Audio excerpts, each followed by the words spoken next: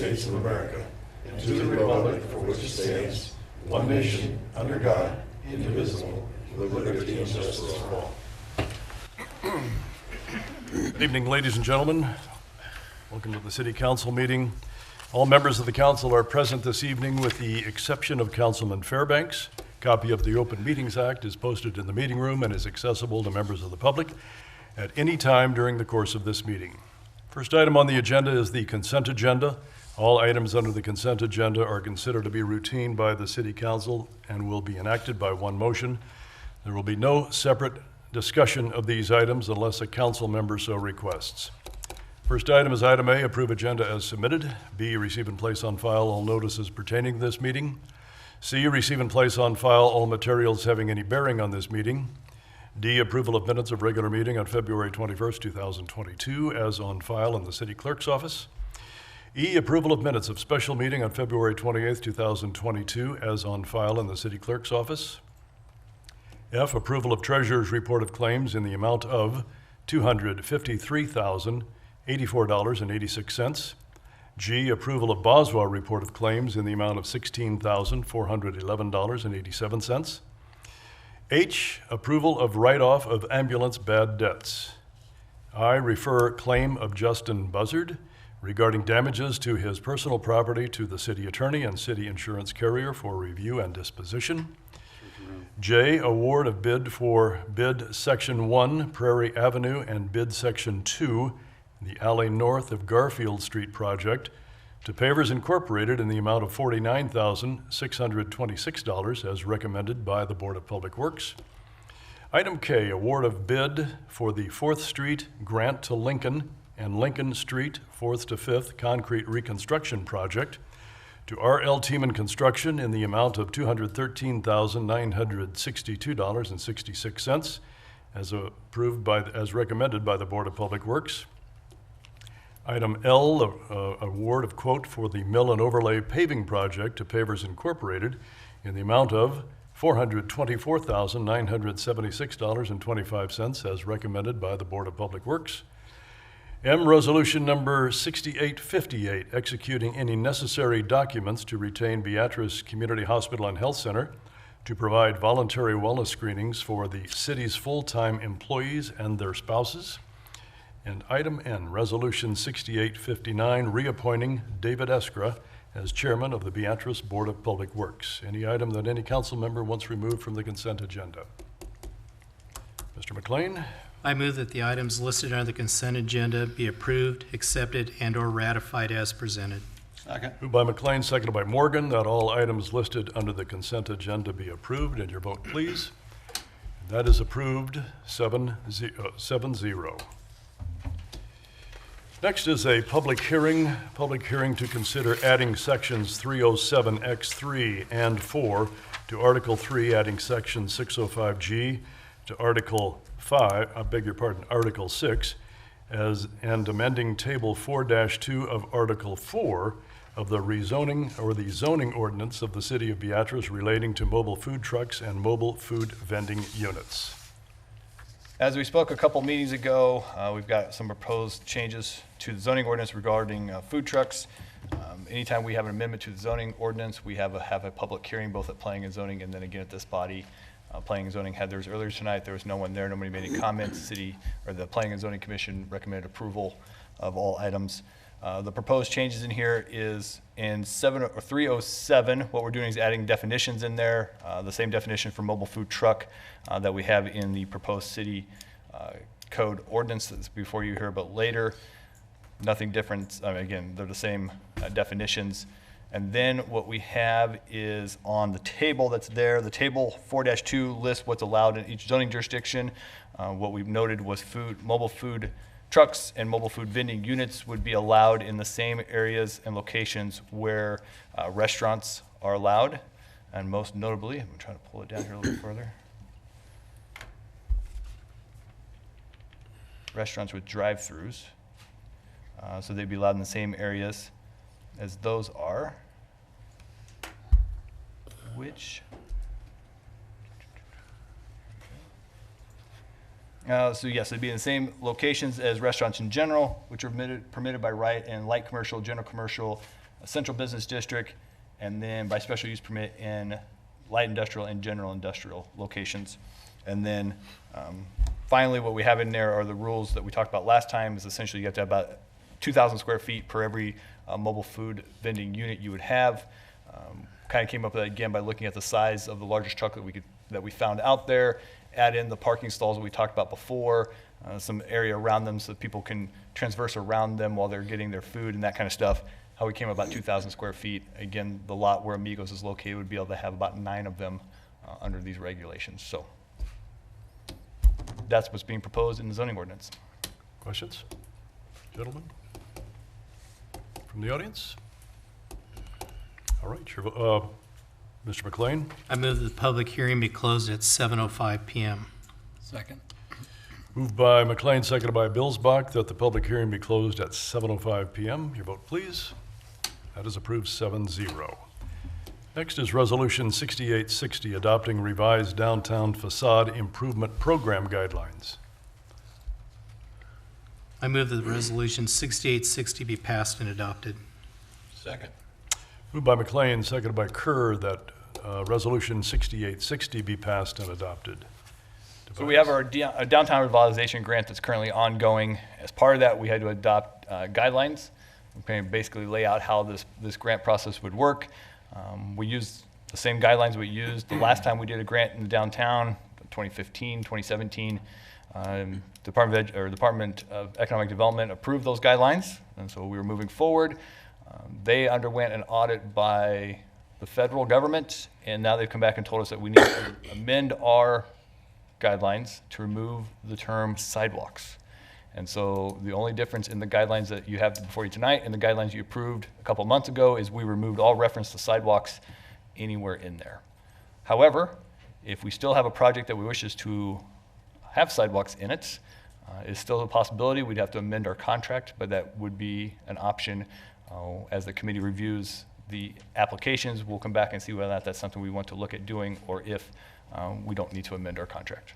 So we're flexible. We're flexible, yes, but most notably, we need to amend the guidelines to keep DED happy. Okay.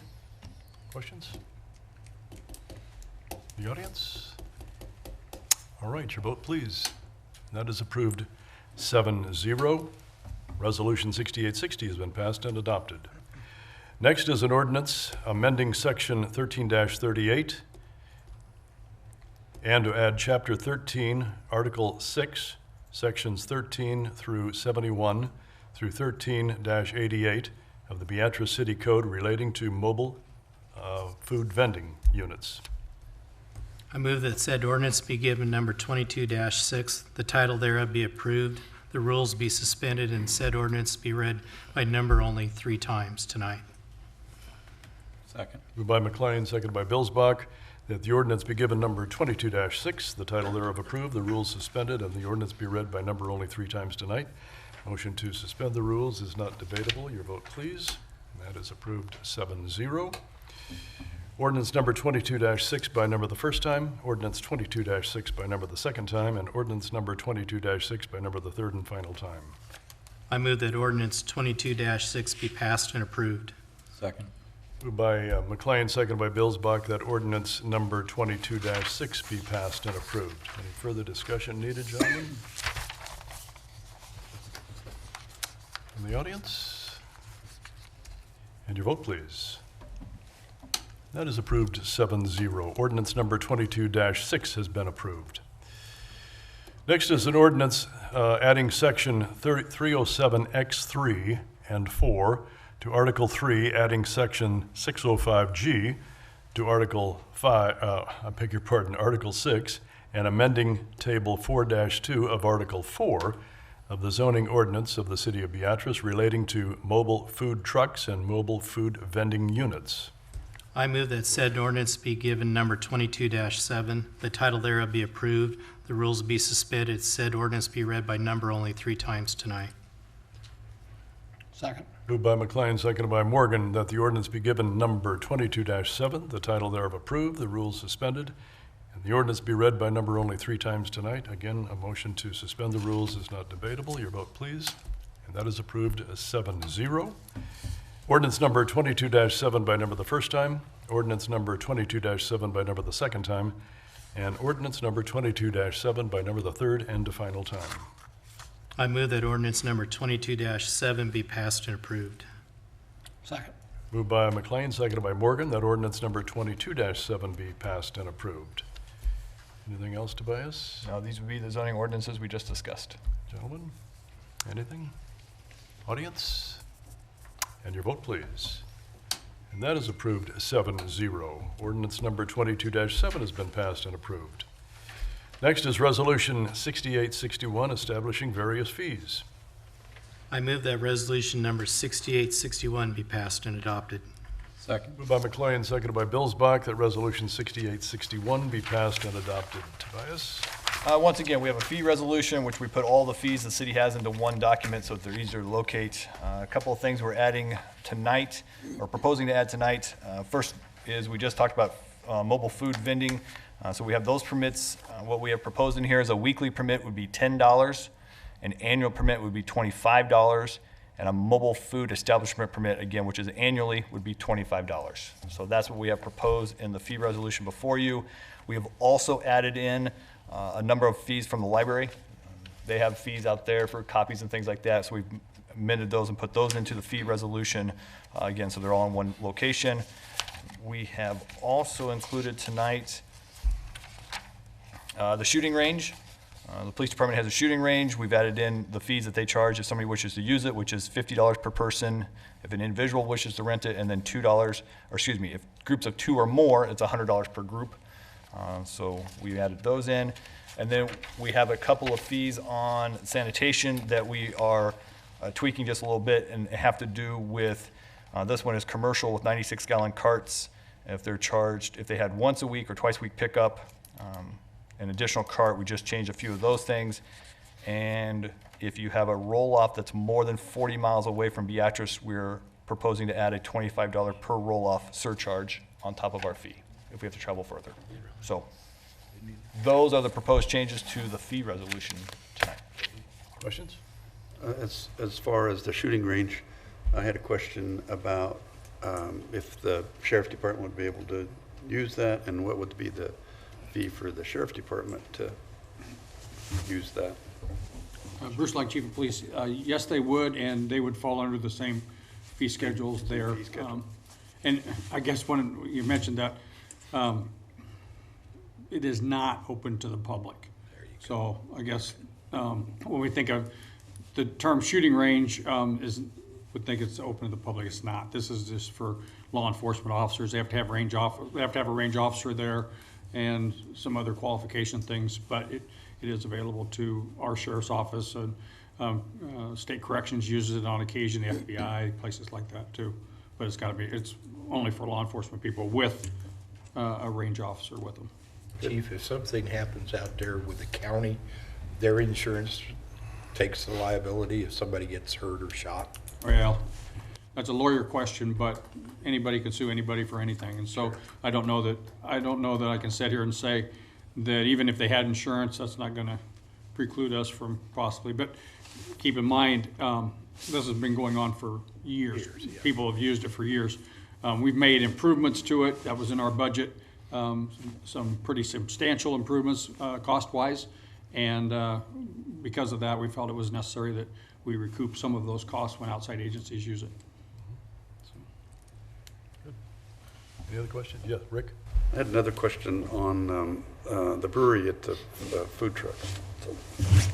So, they walk through how they would do it, because they're going to have kind of like they're going to pay like $100. No, so let's talk about if the brewery were to come in and apply for a permit, they would apply for a mobile food establishment permit.